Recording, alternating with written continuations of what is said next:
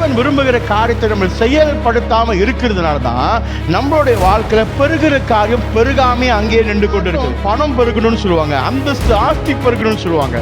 ஆனா எத்தனை பேர் ஆண்டவரே உம்முடைய சத்தியம் எனக்குள்ளாய் பெருக வேணும்னு சொல்லி ஆண்டவருக்கு முன்னாடி நிக்கிறாங்க?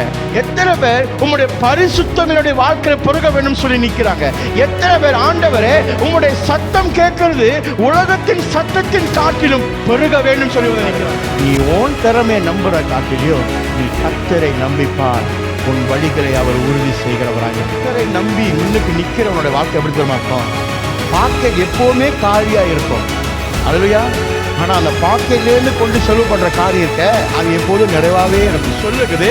வானத்துக்கு மேலாகவும் பூமிக்கு கீழாகவும் சகல அதிகாரமும் கொடுக்கப்பட்டிருக்குது.